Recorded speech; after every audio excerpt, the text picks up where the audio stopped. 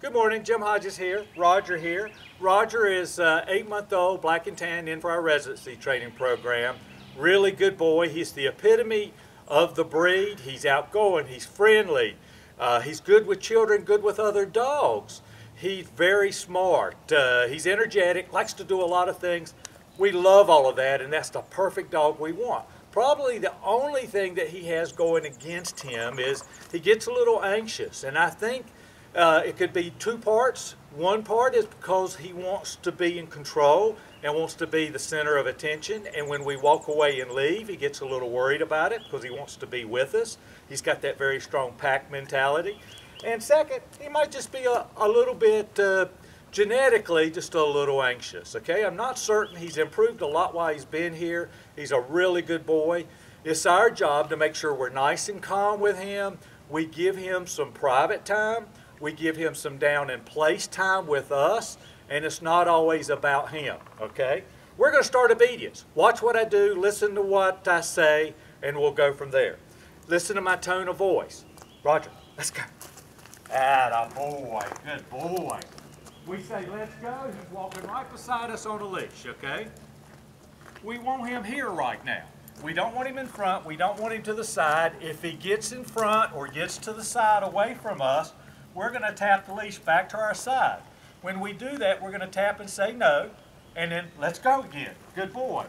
When we do have to tap the leash in any commands, always provide a consequence telling no. The consequence is not designed to intimidate, dominate, break his spirit, or hurt him, or have him fear us, okay? But it's to give him direction, just like dogs live in a very physical world, and that's how they communicate. So I will tap the leash, tell him no. Once he does it, give him a command again. Once he does it, I come back and provide light praise. So back to the let's go. He's with us on the leash, okay?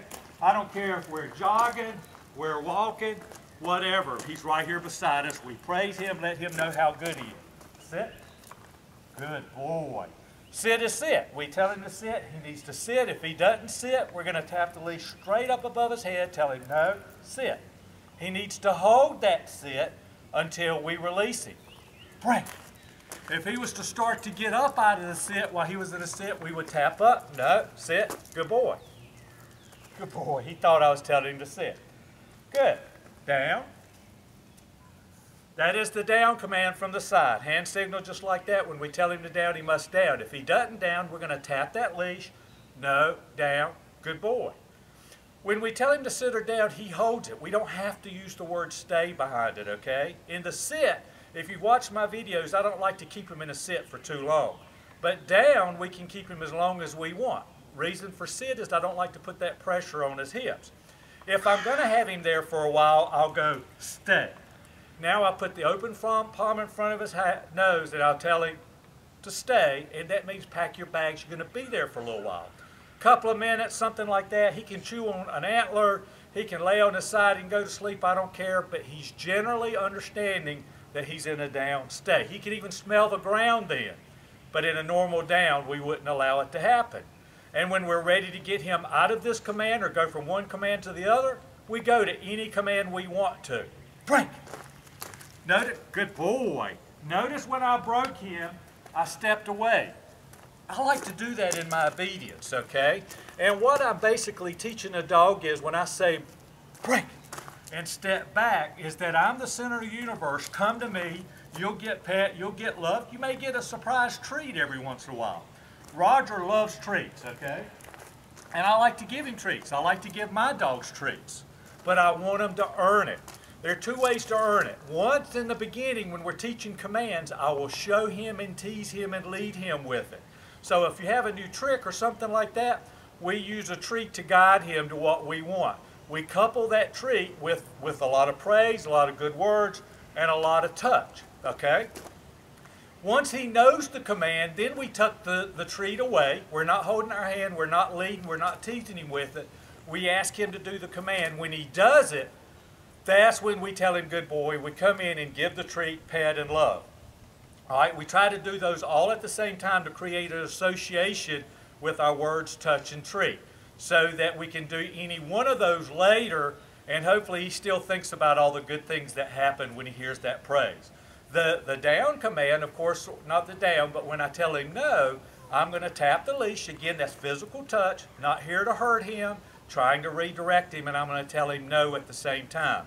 I tell everybody, most every dog knows no in the beginning, okay? But what happens is no is absent touch, and before long, no goes in one ear and out the other. Well, in obedience and in our behavior in our lives, in the beginning, all the time, we're going to find a way to tell him no, and we're going to bite or touch, tell him no. Something along those lines, okay? And when we touch, we're going to tell him no at the same moment. When he stops, we're going to come back and lightly praise on the back end. I never like to leave any consequence in a negative tone. I always want it to be positive. When I tell him no, it's going to be matter of fact. I'm not going to be yelling or screaming or anything else, because that creates anxiety. That creates distrust. Hope that makes sense. So we've gone through let's go, we've gone through sit, and we've gone through down by the side. Let's go. Sit, hand signal. Now from the front, down. Yeah, boy. Come. Good boy. Now I'm going to give him a treat. Pat, love, break. Let's go. You ready? Good boy. So when I gave the sit, down, good boy. See how he watches? That's so good. Atta boy. Sit. Good. Break. So the down can be from the front, from the side. It can be anything. You ready to do it? Let's go. Good boy. Okay, load up. Atta boy. I'm going to give him a treat for that. Good boy. Good boy. Yes, sir. Break. Let's go. So the load up is to teach him how to get on furniture. Now, you know we don't really want him on furniture unless you command it. So one of the things he does is he has his own furniture at home. I would recommend he comes off of it for a while. And he's not allowed to get on his furniture unless you command it. Puts you in that leadership role, and it starts to reverse some of the behaviors that happened before. I also use the load up in the vehicle. Okay, so we'll open up our back gate, tell him load up, he'll hop right in it, good boy, and then we tell him to place. That means you can lay down, sit down, stand up. I don't care what you do as long as you stay in that general area. You ready? Let's go. So pretend like we've loaded up. Place. Atta boy, good boy. So we tell him to hit his place, lay down, sit down, stand up, read a book. I don't care what he does as long as he stays there. He can easily do that for an hour or two. Break.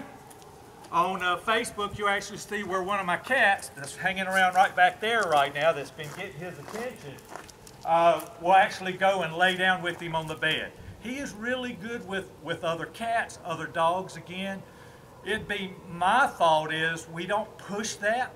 And what does that mean? We have our friends, we have our playmates, but if he ever gets around another dog that may mean ill will, that's not good. Because at this age and as a puppy for the next year, it could teach him to become defensive around dogs. And right now, he knows no bad anything, which is fantastic. Let's go. Good boy. So now we're back to let's go again. Set. Atta boy, way to watch. Come. Again, the come command is just like that. He comes, he sits. Atta boy. Break. So now he came. I want to give him a treat for that. Right here, one more time. Come. Good, so I had loaded the treat. Good boy. Atta boy. Break. Okay, I wanted to give him a treat. So we walked around. I had loaded the treat up in my hand. He didn't know it was coming. I asked him to do a command, and he did it right. I rewarded him for it. Sit. Good boy. Break. Step away, pat, love, and come back. Now, when he's off leash, we want to use that same premise. We want to have a really good treat for him to go by, and we never tell our dog in the beginning to come off leash unless you absolutely know he's going to come. So how do we start to teach that come? We teach it by getting his attention with the treat, showing it to him. We're not telling the word C-O-M-E yet. And when he commits to coming to us, that's when we're going to tell him. I'm going to try to do it now, although we're online. Roger, look what I got. Come. So when did I say, atta boy, good boy, break. When did I tell him to come? After he committed to me. Of course, if he was 30, 40 feet away, he wouldn't have had to walk to me. He would have been running to me. And when I told him to come while he was running to me, it creates a lot of good associations. Also notice how I gave him the treat. This is really important for everyone out there. I don't like to give a treat like this because it creates a dog snapping. I never give a treat to a dog when they're jumping unless I'm teaching a jump command. When I do give the treat, I put it in my palm, at the tip of my fingers, and allow them to nicely take it. And when I do give it to them to take it, then I'm going to tell them, good boy, I'm going to give them the treat, and then my hand's going to come up around. Hey, buddy, sit. Good boy, watch. Treat. Good, he got it. I move right into pet and love. Break. So the last thing we've got on the agenda here is the heel command. The heel command is when we have him right here beside us, okay? And when we tell him to heel, there's a hand signal like this. His job is to stay here right beside us in an imaginary rectangle, okay? When we're walking, he follows us. If I step off, he can't read my mind. He has to watch my actions, and he comes into that same box. We move out of the box, he moves back in. It's a lot like the place, except our box is more defined, and when we stop, he should sit automatically. All right, so, and again, he can do this out of any position to begin with. Roger, you ready? Heel. Open palm, we're walking.